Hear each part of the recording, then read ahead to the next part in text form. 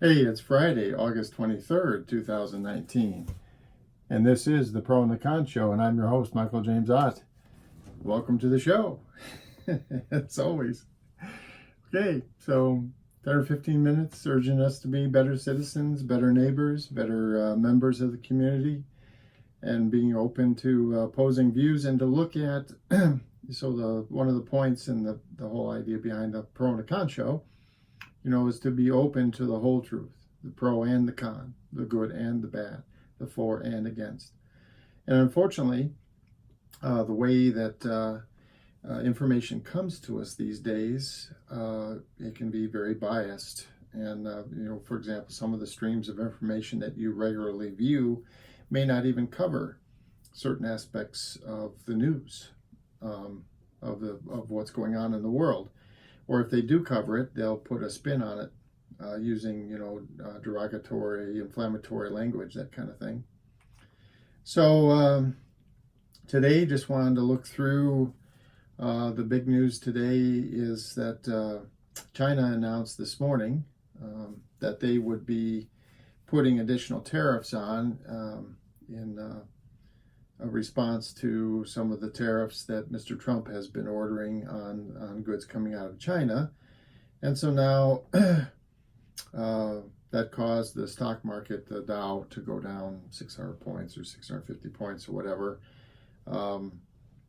And I've read articles, I don't know just how much it's true, but certainly it's somewhat true that the investing by businesses is going down because there's so much uncertainty about what's going to happen. People don't know where they should invest. If you're a business, you're trying to build capacity somewhere, you're struggling with where you would build it, given that there's this cyclic, bouncing, chaotic policy coming from Mr. Trump. So let's see here. So one of the things that happened today, which is only being covered on the Huffington Post, actually, is that one of the Koch brothers died. So there's two brothers. They have a huge multi-billion-dollar, many billions of dollars infrastructure in fossil fuels, refining, and that kind of thing. They've been injecting money into conservative politics for quite some time in the hopes of influencing them, influencing it in their favor. And some people argue that they've been, fairly successful at doing that, but only the Huffington Post shows that. Now, it turns out that the Supreme Court today announced that Justice Ginsburg, Ruth Bader Ginsburg, has undergone some radiation treatment. She has a tumor on her pancreas, and so she's undergone 3 weeks of radiation treatment on that tumor. Let's see here, what else is in the news? Yeah, so China, going back to the China tariff thing, so China announced tariffs on $75 billion worth of U.S. goods, automobiles and stuff flowing into China, and now Mr. Trump is saying that our response is going to be to increase the tariffs and duties on $550 billion worth of Chinese products. Let's see here, and so CNN also is covering Ruth Bader Ginsburg. Okay. NPR, which is normally the kind of fairly moderate or centrist, they're talking about the higher tariffs here. Let's see, what else do they have here? Oh, they mention that the Amazon rainforest is ablaze. Okay, so this is another big issue that, this climate change thing. The Amazon is on fire in a huge way, and that's abnormal. And so we'll see what happens with that. They cover Ruth Bader Ginsburg having a cancer treatment. Okay, and then Fox News. Their main story is the tariff war back and forth between Trump and Chinese leaders. And then, according to them, Trump is also ripping the director of the Federal Reserve because he's not loose enough with his monetary policy. Trump wants to just dump a bunch of money into the economy, which will, in the short term, it will cause it to increase. And the stock market would also go, because basically free money. But the problem is that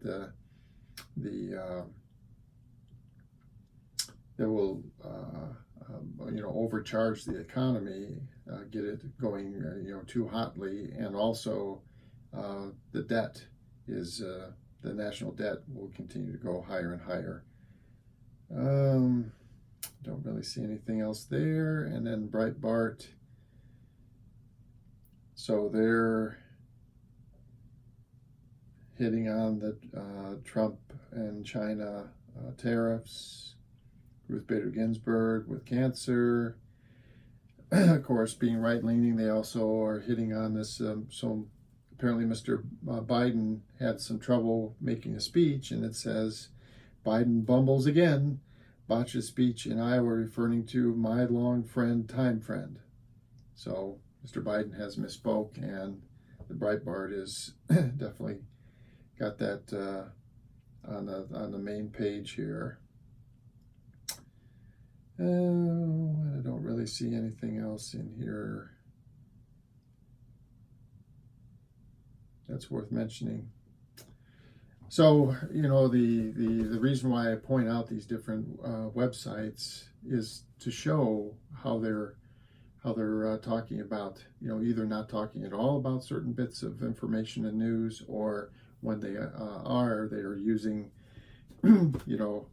this jingoistic language, inflammatory language, like, Biden bumbles, botches, and so on. It's just very typical. And then, of course, on the left, the Huffington Post does the same sort of thing. So it says, Judge blasts Department of Justice over white nationalist memo link, yeah. So I haven't even read that. So let me just click on that and just see what that says. Take a second here and see what this says.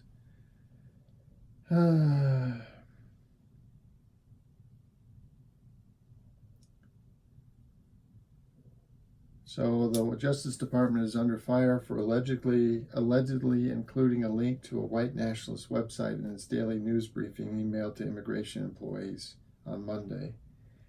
The memos have been sent to staffers each morning by the Executive Office of Immigration. Only this time, it included a link to vdare.com, which is described by Southern Poverty Law Center as an anti-immigration hate website. Okay, well, I don't care to go into that any further. So it is interesting, though, that the other thing that's on Huffington Post, again, kind of a liberal left-leaning website, is according to Fox News. So one of their main headlines is Fox News' Chris Wallace, and of course Fox News is known to be more of a conservative or right-leaning information source. Trump's flailing around is jeopardizing the economy. So they're happy to show that this guy who's more conservative spokesman, generally, from Fox News, is questioning all of this uncertainty and churning caused by Mr. Trump and his tariff wars. And in a previous show, I have talked about, well, maybe he's even manipulating the stock market for his own gain. And it would be very easy for him to do, with lots of money, and the the ability to literally affect tariffs through actual implementation, or even just speaking about them, which he's done both, and on his own schedule. He just does it. Okay. Anyway, so the point being, look at be open to looking at these different information sources and seeing how they're presenting this so-called same information, and then you're getting a more rounded view of what this stuff is. And the truth, okay, is coming from this, the pro and the con, the good and the bad, the for and against.